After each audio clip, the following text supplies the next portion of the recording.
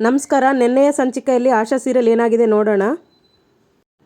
ಶಾಂತಿ ರಂಗನಾಥ್ ಅವರ ಹತ್ರ ಈ ರೀತಿ ಹೇಳ್ತಾ ಇರ್ತಾರೆ.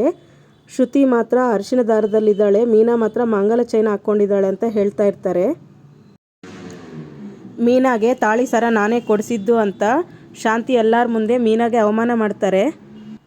ಆವಾಗ ಈ ರೀತಿ ಹೇಳ್ಬಾರ್ದು ಅಂತ ರಂಗನಾಥ್ ಅವರು ಶಾಂತಿ ಅವ್ರಿಗೆ ಹೇಳ್ತಾರೆ. ಆವಾಗ ಶಾಂತಿ ಮೀನಾ ಅವರ ಅಪ್ಪನಿಗೆ ತಾಳಿ ಸರ ಎಲ್ಲಿ ಮಾಡಿಸಿ ನೆಗೆದು ಬಿದ್ದೋದ್ನ ಅಂತ ಹೇಳ್ತಾರೆ. ಆವಾಗ ಮೀನಾಗೆ ತುಂಬ ಕೋಪ ಬರುತ್ತೆ. ಅತ್ತೆ ಅಂತ ಜೋರಾಗಿ ಕಿರಿಸ್ತಾರೆ.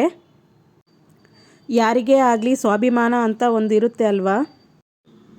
ಮೀನಾಗೆ ತುಂಬ ಕೋಪ ಬಂದು ನಿಮ್ಮ ಸರ ನನಗೇನು ಬೇಡ, ನೀವೇ ತಗೊಳ್ಳಿ, ನೀವು ಕೊಡಿಸಿದ್ದು ಅಂತ ಹೇಳ್ತಾರೆ.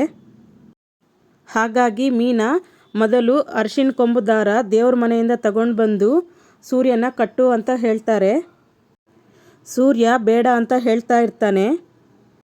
ಆಗ ಮೀನಾ ಇಂಥ ಅವಮಾನ ನನಗೆ ಸಹಿಸೋಕ್ಕಾಗಲ್ಲ, ಹಾಗಾಗಿ ನೀವು ಅರಿಶಿನ ಕೊಂಬು ಕಟ್ಟಿ ಅಂತ ಹೇಳ್ತಾಳೆ. ಮನೆಯಲ್ಲಿ ಎಲ್ಲರೂ ನಿಂತು ಶಾಕಾಗಿ ನೋಡ್ತಾ ಇರ್ತಾರೆ.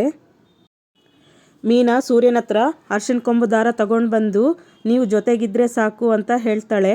ಸೂರ್ಯ ಮೀನಾಗೆ ಅರಿಶಿನ ಕೊಂಬು ದಾರ ಕಟ್ಟಿದ ನಂತರ ಮೀನಾ ಮಾಂಗಲ್ಯ ಚೈನ್ ಬಿಚ್ಚಿ ಟೇಬಲ್ ಮೇಲೆ ಇಡ್ತಾಳೆ.